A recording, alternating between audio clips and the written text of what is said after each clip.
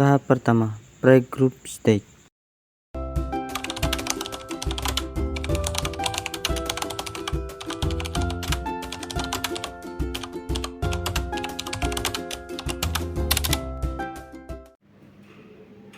Assalamualaikum warahmatullahi wabarakatuh. Perkenalkan, nama saya Dinul Mustafa Al-Faruq, NPM 221290008. Di sini saya akan menjadi konselor ataupun akan menjadi pemimpin fasilitator pada kesempatan konseling kelompok hari ini. Yang saya ambil datanya dari Google Form, yang link pendaftarannya sudah saya bagikan di grup kelas masing-masing. Setelah melakukan pendaftaran, saya lalu melakukan informasi yang lebih lanjut, lalu saya kumpulkan menjadi satu dengan tempat ataupun waktu yang sama. Tahap kedua, beginning stage.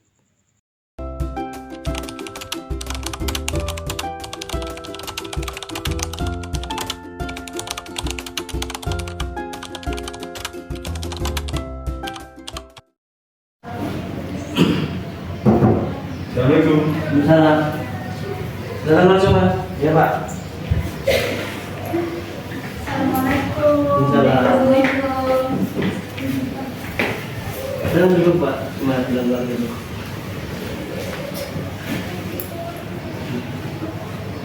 Ini udah harus gini ya? Iya Pak. Gimana kabarnya semuanya?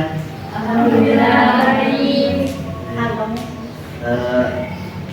Assalamualaikum warahmatullahi wabarakatuh. Waalaikumsalam warahmatullahi wabarakatuh.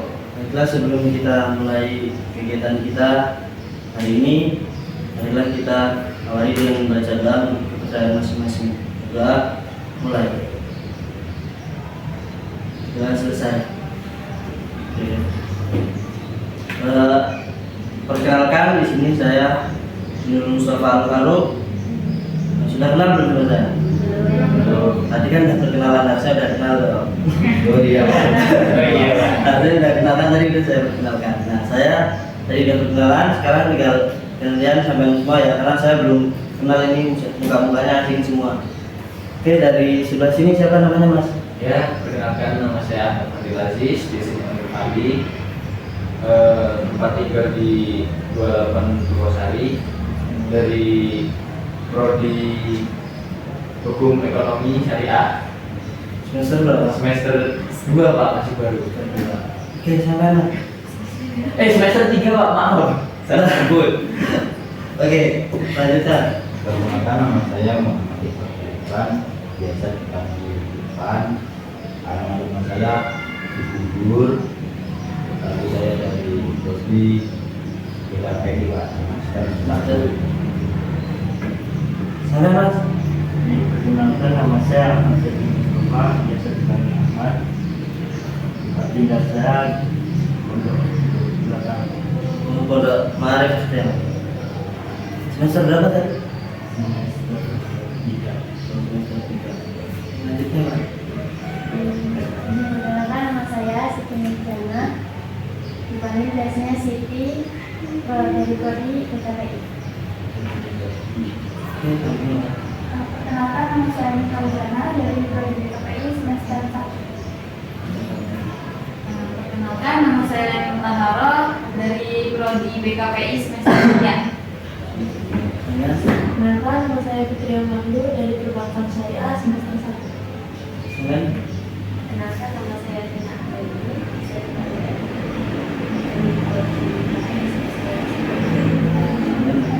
Kenalkan, nama saya Hawa Umsayah, biasa dipanggil India, dari prodi HKS semester 3.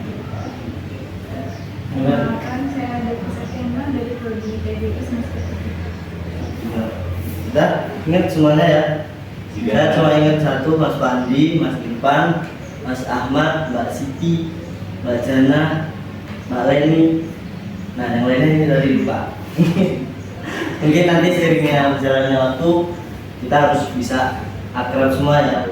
Jadi sebelumnya di sini saya mau bertanya, dari kalian semua di sini ada yang pernah mengikuti yang namanya konseling kelompok? Belum Pak. Belum.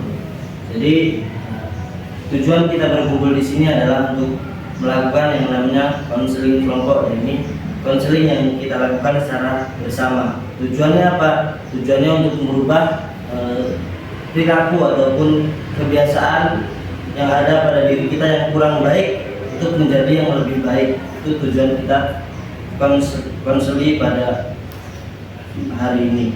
Oke.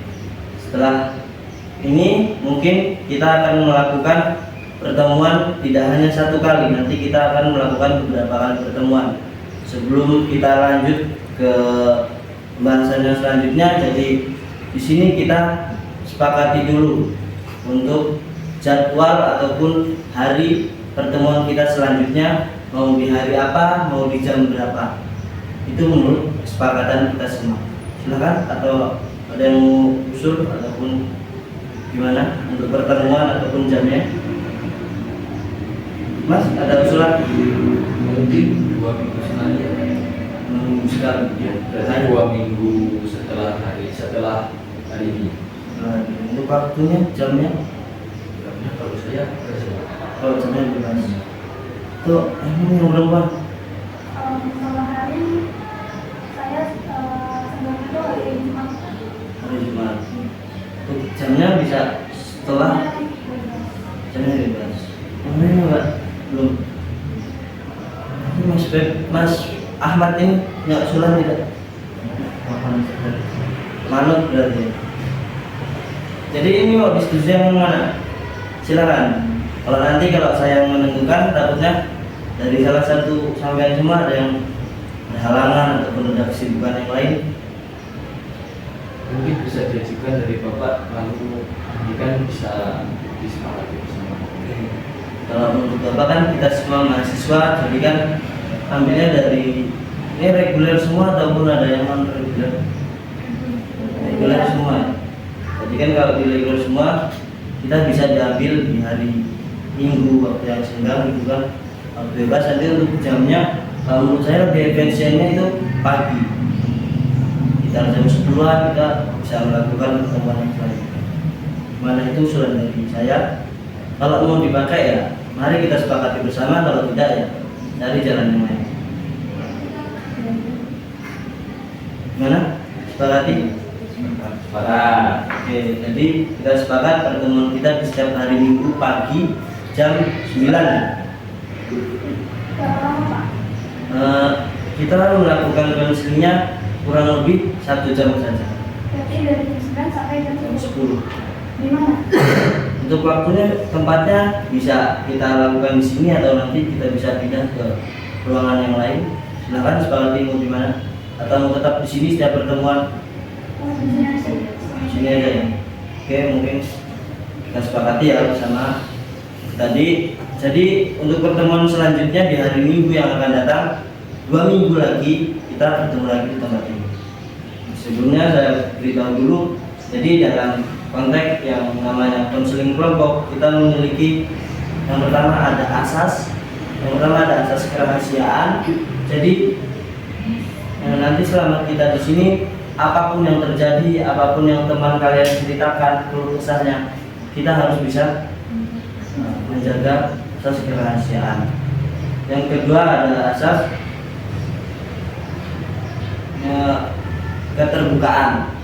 Jadi di sini juga kita harus saling terbuka satu sama lain. Karena tadi asas yang pertama ada asas kerahasiaan. Jadi jangan takut ketika kita nanti bercerita ataupun berkeluh kesah menceritakan tentang masalah kita, takut nanti dari salah satu teman-teman kalian ini ada yang menceritakan keluar ataupun membicarakan ke orang lain. Itu tidak boleh, karena dalam konseling kelompok ini tadi ada yang namanya asas kerahasiaan.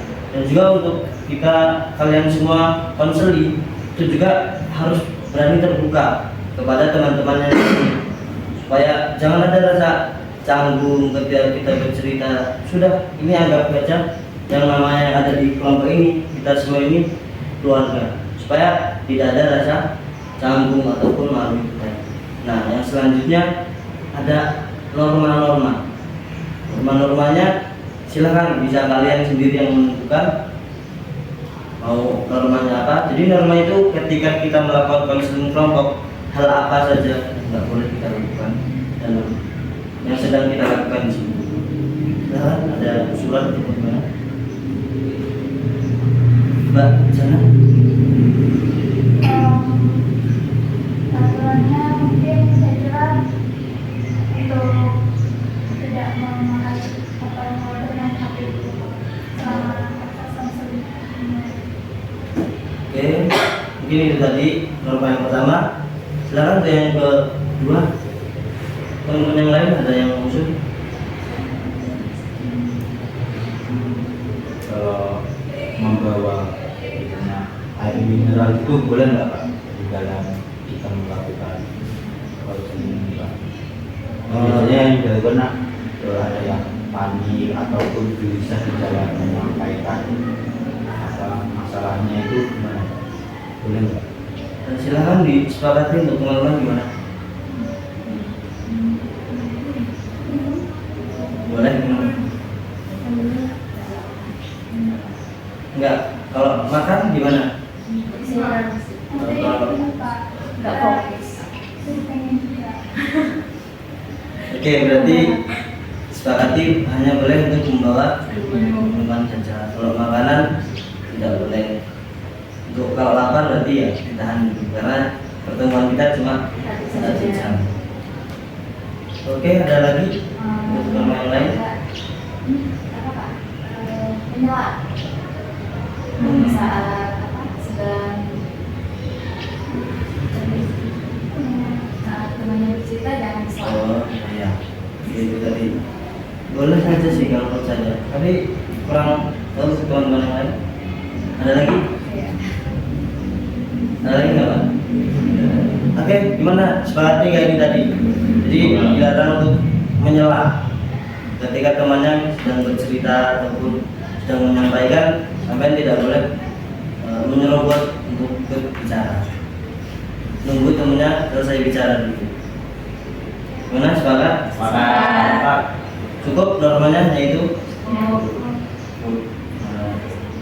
Oke, berarti kita sepakati yang pertama tadi yang disepakati oleh Jana, terus tadi yang disampaikan oleh Mas Pak Irfan. Yang pertama normanya untuk hanya boleh untuk membawa air mineral. Untuk yang kedua, Kak Jana tadi apa normanya? Untuk ketika kita melakukan konseling kelompok, jadi jangan dulu untuk mainan HP. Dan juga tadi Pak Leni menyampaikan dilarang untuk menyela ketika teman kita sedang berbicara. Oke, disepakati itu tadi norma-normanya dan tadi asas-asasnya sudah kita sepakati. Nah, mungkin Tahap 3, Transition Stage.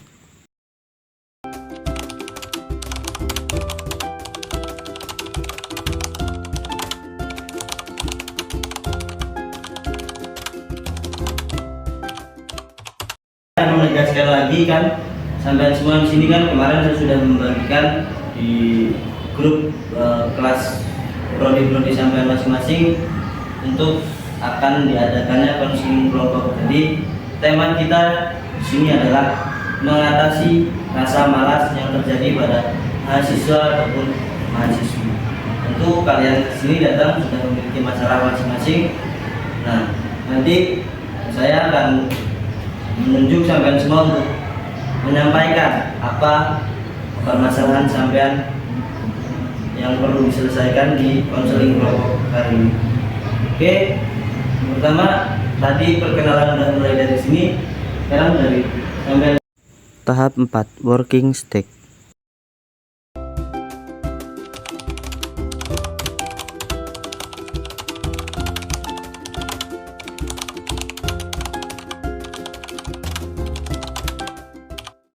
Sampai dari sini, silahkan sampaikan apa permasalahan yang sedang alami yang berhubungan dengan rasa malas mahasiswa. Biasanya malas ngerjain tugas karena kalah.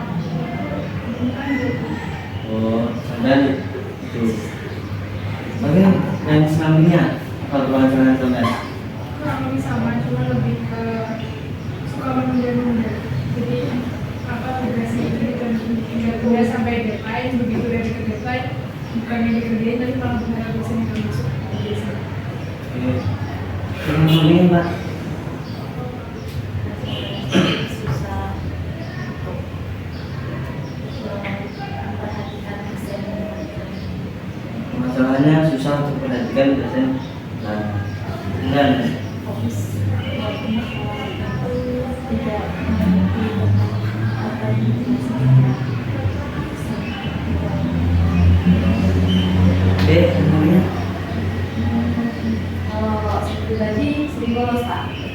Oh, sering bolos apalagi ketika. ketika dosennya itu killer. Oke. Yang sampingnya. Saya orangnya sama Mbak Putri sama Mbak Dia tadi malas ngerjain tugas. Jadi kalau ada tugas tapi masih nunda-nunda gitu Pak. Sulit untuk memulai. Itu mulai. Silakan Mbak Sana. Saya suka kayak ngantuk gitu lah karena kadang dosennya tuh kayak killer gitu, jadi males. Oke. Untuk Mas Febri. Kalau aku terus suka terlambat masuk kelas. Jadi males. Lo yang sampingnya nih. Kalau saya permasalahannya itu mau berangkat ke kampus itu rasanya malas Pak. Jadi apalagi kalau sudah berbahan di kasur itu setelah mandi atau di kasur itu mau berangkat males. Kemudian Mas. Mungkin sama dengan Mas Febri dan Mas Irfan, ketika mau bangun pagi itu berat, jadi mau berangkat ke kampusnya itu suka lambat, mau berangkatnya itu sudah mau mengumpulkan niatnya sudah berat. Itu tadi permasalahannya. Di sini ada banyak sekali ya, jadi berbeda-beda permasalahan. Di sini kita akan menyelesaikan permasalahan secara satu-satu dulu. Oke, mungkin itu tadi yang sudah disampaikan teman semua untuk terkait permasalahan-permasalahannya. Mungkin saya rasa untuk sampean bertiga ini Mbak, ini masalahnya sama ya. Malas untuk mengerjakan makalah ataupun tugas yang diberikan untuk saya. Mungkin di sini saya akan memberi saran.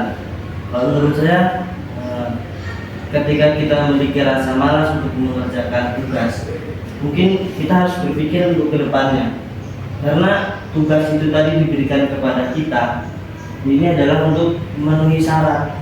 Nanti ketika kita pengen wisuda ataupun untuk naik ke tingkat yang selanjutnya.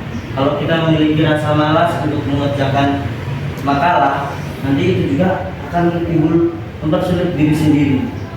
Jadi sarannya untuk kita supaya tidak malas mengerjakan makalah, ya ini dikerjain secara sedikit-sedikit mungkin. Nggak harus sekali dudukan kita mengerjakan makalah harus dengan selesai, mungkin nggak seperti itu.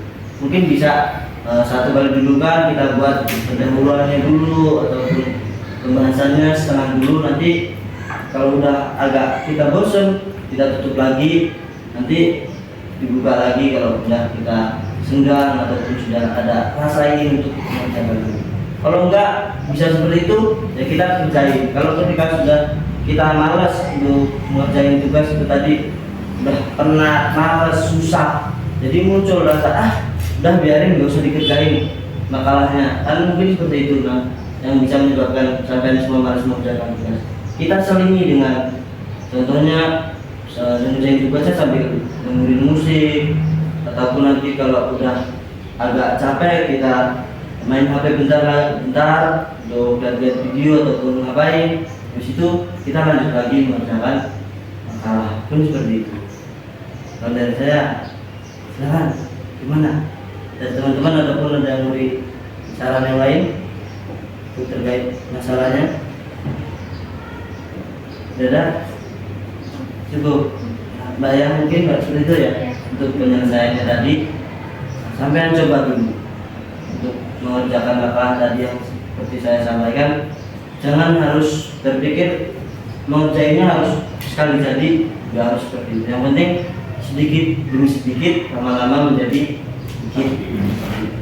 Nah selanjutnya ya ini permasalahannya Mbak Leni, Siti dan yang lain tadi adalah males ketika masuk kelas karena dosennya ataupun killer. Jadi banyak juga males ketika di kelas, memperhatiin dosennya itu males karena dosennya gila. Mungkin solusinya apa? Itu solusinya kita harus senang, ataupun karena mata kuliah itu senang nggak senang kita harus datang. Karena sama aja kalau kita nanti jarang masuk ataupun gara-gara dosennya itu gila, itu sama aja mempersulit diri kita sendiri. Jadi solusinya adalah maksa harus masuk, senang nggak senang pokoknya kita harus masuk. Nggak usah terlalu dipikir dengan sifat karakter dosennya yang killer. Jadi kita hanya fokus untuk belajar, memahami pelajaran yang dosen itu sampaikan. Solusinya ya dipaksa dulu, dicoba. Karena nggak selalu orang tuh dosen itu killer terus. Pasti nanti ada saatnya baik. Mungkin kalau lagi killer lagi, dosennya lagi banyak masalah kan, tidak selamanya nggak mood terus dosennya. Mungkin nanti ada masa baik. Oke, mungkin itu solusinya. Gimana untuk yang lain, ada yang memberikan saran? Cukup? Mungkin ini yang selanjutnya yang permasalahan dari yang laki-laki. Yang pertama ada permasalahan tadi Mas Febri nyampain sering terlambat masuk kelas kalau lagi mau kampus. Nah, itu mungkin kalau solusi dari saya, sampean tinggal di pondok. Jelas sampean kalau subuh, sholat subuh itu dibangunin kan di kampung. Nah, sehabis sholat subuh itu sampean harus memiliki kesibukan, entah itu mau piket ataupun baca-baca buku kalau bisa. Jangan tidur lagi, karena kalau kita udah bangun pagi itu tadi habis subuhan kita malah tidur lagi, timbulnya nanti malah kesiangan, jadi berangkatnya telat. Ataupun bisa solusi yang lain, sampean kan pegang HP kalau udah kuliah ya, itu juga kita bisa pasang alarm supaya berangkatnya enggak kesiangan. Karena rugi kepada sampean juga kalau ketika sampean tadi berangkatnya telat. Gimana? Atau teman-teman yang lain ada yang mau ngasih solusi pada Mas Febri tadi permasalahannya sering telat untuk masuk kampus? Ada yang memberikan solusi? Atau cukup? Itu tadi yang Mas Febri solusinya, boleh dicoba dulu. Yang selanjutnya ada permasalahan Mas Irfan. Tadi permasalahannya harus juga sama untuk berangkat ke kampus. Ya seperti yang saya permasalahannya. Jadi kalau menurut saya solusinya, karena sampean di rumah mungkin jarak tempuh rumahnya sampean tadi di Unggul, di Unggul. Mungkin kalau supaya sampean nggak males, karena sampean mungkin kalau habis sholat biasanya tidur lagi seperti itu kan, bisa solusinya sampean bisa mencari teman yang satu arah ke kampus, supaya nanti ketika sampean tidur lagi ataupun kesiangan itu nanti teman sampean kan ketika mau jemput datang ke rumah sampean bisa nelpon dulu, berangkat enggak, ataupun udah bangun belum, kalau udah aku berangkat sana, ya siap-siap, mungkin seperti itu nanti kan bisa bareng sama teman. Jadi rasa malasnya juga itu bisa hilang. Seperti itu. Oke teman-teman, ada yang masih saran atau solusi kepada dulu? Yang selanjutnya ada permasalahannya Mas Pandi. Apa ada? Sama aja, rasa malas ketika berangkat kampus untuk kumpulin niat tadi. Mungkin solusinya tetap sama, bisa diambil dari tadi Mas Febri. Ketika sampean sudah bangun, diusahakan jangan tidur lagi untuk solusinya. Ataupun bisa sampean bikin alarm yang saya sampaikan itu karena permasalahannya ini tadi hampir sama. Silakan tinggal sampean tadi mau mengambil solusi yang mana yang menurut sampean lebih bisa dipakai untuk sampean. Oke, dan tadi kan permasalahannya sudah saya berikan solusi. Mungkin untuk pertemuan kita kali ini cukup sampai di sini. Sebelum kita tutup, jadi setelah kita paham tadi apa solusi dari permasalahan kita masing-masing, untuk selanjutnya kita bisa menerapkan. Karena kita juga harus memiliki rasa ingin berubah. Maksudnya berubah dari yang tadinya malas, tadinya jarang ngerjain tugas. Kita juga harus ada perubahan ke arah yang lebih baik. Karena hidup itu nggak harus stuck di situ terus. kalau kita jalan di tempat terus nggak bakal maju-maju. Paham ya? Jadi yang pertama ya ini solusinya juga timbul dari diri kita sendiri. Kalau dari diri kita sendiri tidak ada kemauan untuk melakukan yang lebih baik ataupun melakukan perubahan, itu susah. Maupun saya memberikan solusi dorongan seperti apapun, kalau diri sampean semua ini menolak ataupun sudah mematokkan diri, nggak mau lah, saya nggak mau berubah, itu nggak bakal bisa berubah untuk ke arah yang lebih baik. Jadi yang pertama, yang paling penting adalah memiliki rasa untuk ingin berubah menjadi yang lebih baik dari diri kita sendiri. Oke, mungkin pertemuan kali ini kita cukupkan sampai di sini. Jangan lupa kita mungkin akan melakukan pertemuan satu kali lagi untuk pertemuan 2 minggu yang akan datang. Silakan ada yang mau ditanyakan? Cukup, saya sudah menyampaikan. Mungkin kurang lebihnya itu dari saya. Dan akhiri, assalamualaikum warahmatullahi wabarakatuh. Waalaikumsalam warahmatullahi wabarakatuh. Tahap 5. Termination Stage.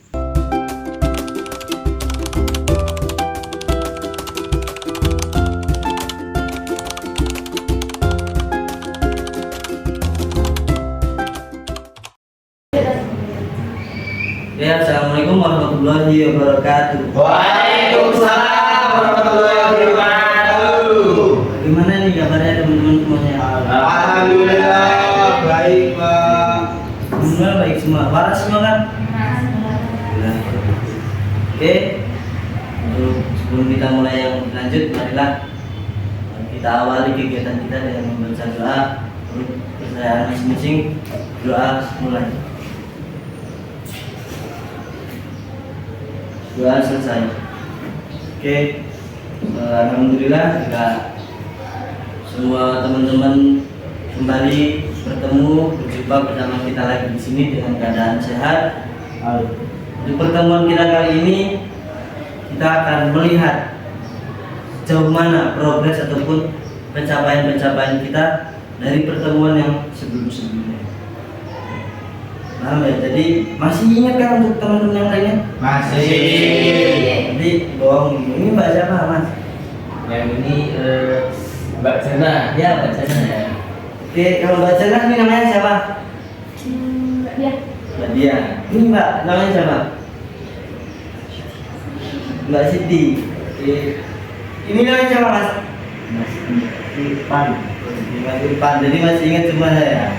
Nah, kirain Pak. Jadi langsung saja. Mau dari yang siapa dulu nih? Nyampain progresnya ataupun pencapaiannya dari hasil kemarin. Kamu saya tunjuk. Ditunjuk aja ya. Ya. Mungkin yang pertama dari Mas Febri. Pencapaiannya seperti apa, Bang? Pencapaian itu nggak bisa berubah dari kalau subuh itu kan kita mencari kesibukan, baca buku, main HP sampai jam 8. Jam 8 itu mandi, langsung berangkat ke kampus. Oke, kalau menurut sampean perubahan sampean yang alami itu kira-kira berapa persen perubahan? Dari 20% ke 85%.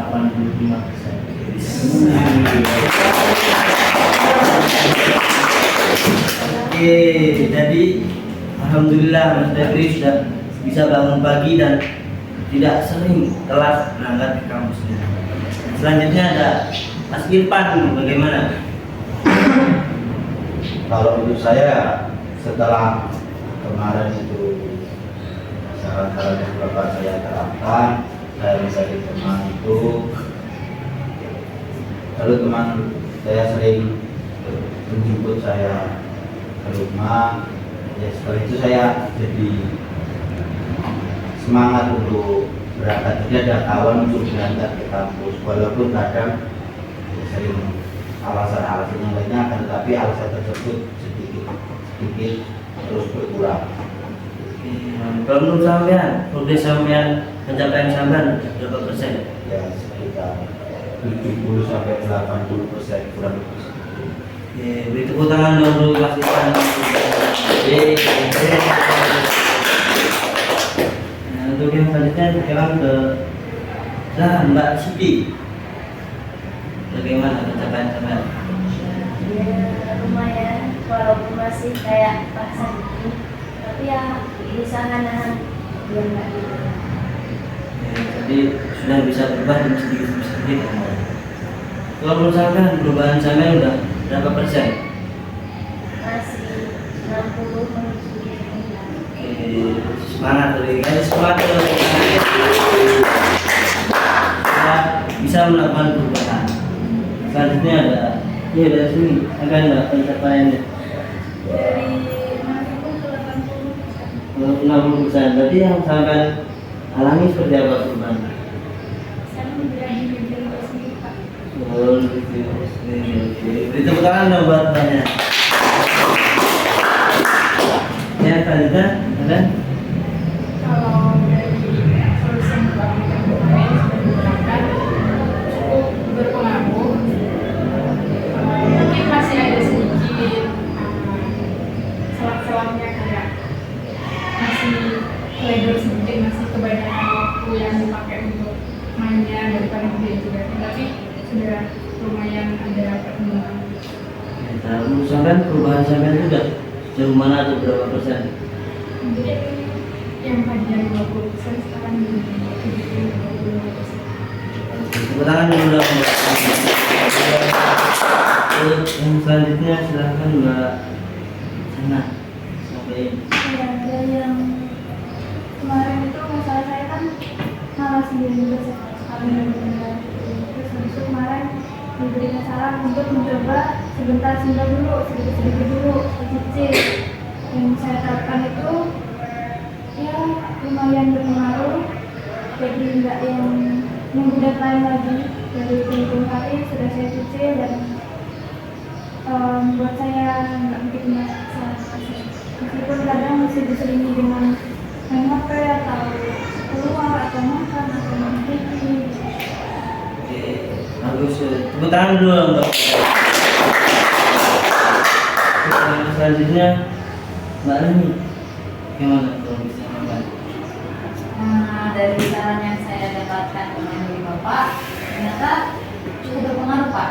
Karena kan ternyata tuh dosen yang selama ini saya kira killer itu ternyata nggak sekiller yang saya bayangkan Pak. Dengan videonya, habis itu enak karena ternyata masuk.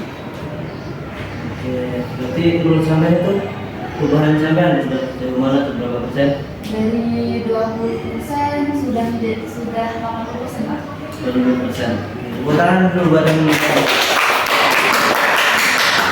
Selanjutnya, silahkan Mbak. Pendapat sampean. Dari permasalahan kemarin saya udah nggak bisa mengerti apa yang dijelasin ke Ya. Bapak. Bisa mengerti apa yang dijelasin ke Bapak. Oke, kalau menurut sampean perubahan sampean itu udah sejauh mana atau berapa persen? Kemarin dari 40 sekarang jadi 70. Nah, kita tepuk tangan dong. Ini ada Mas Pandi dulu sebelumnya. Ya, ada. Perubahannya, Perubahannya. kalau dari perubahan mungkin ya sudah mulai dilaksanakan. Jadi saya kalau pasang alarm itu nggak hanya satu, jadi ada 5 lebih lah. Jadi setiap 2 menit sekali itu bunyi. Jadi kalau kadang kan refleks tuh langsung matiin aja terus tidur lagi. Jadi saya pasangi banyak. Jadi mau nggak mau tetap. Kalau menurut sampean perubahan sampean ada berapa persen? Kalau perubahan sudah dari 70 ke 80%. Ya, oke, tepuk tangan. Nah, yang terakhir, silahkan Mbak disampaikan. Saya masih berusaha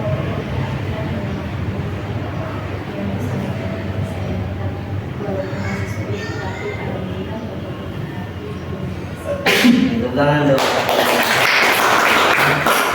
Oke, mungkin itu tadi progres sampai semua sudah disampaikan, pencapaiannya sudah alhamdulillah sudah bisa berubah walaupun hanya sedikit demi sedikit.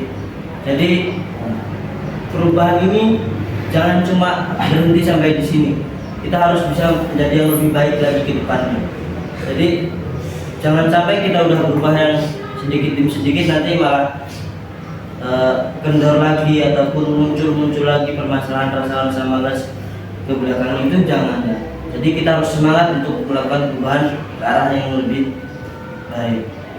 Mungkin hanya itu kan tadi. Alhamdulillah jadi pertemuan kita dari awal tadi menceritakan masalah-masalah sampai semua, lalu memberikan solusi, terus sudah dipraktekkan ke kehidupan kita sehari-hari, dan alhamdulillah itu memberikan suatu perubahan kepada kita semua. Jadi saya mohon untuk perubahan ini kalian bisa dipertahankan untuk perubahannya. Ya. Oke, karena ini adalah pertemuan kita terakhir, jadi kita sudah sampai di sini. Kita akan berpisah lagi untuk kembali ke kesibukannya masing-masing. Jadi kita 2 minggu yang akan datang kita harus berkumpul lagi. Sudah selesai pertemuan kita. Jadi selama saya memimpin konseling kelompok dari awal hingga akhir, ataupun banyak kesalahan, segi ucapan ataupun perbuatan, saya mohon maaf yang sebesar-besarnya. Maafin kan? Maafin ya. Jadi untuk teman-teman semua juga ya, seperti itu saya mewakili untuk teman-teman yang lain ya, harus bisa saling memaafkan, ataupun ada temannya berbicara sampai ada yang nggak ngenakin di hati ya, mohon dimaafkan. Oke, mungkin sekian. Dan saya akhiri. Assalamualaikum warahmatullahi wabarakatuh. Waalaikumsalam warahmatullahi wabarakatuh.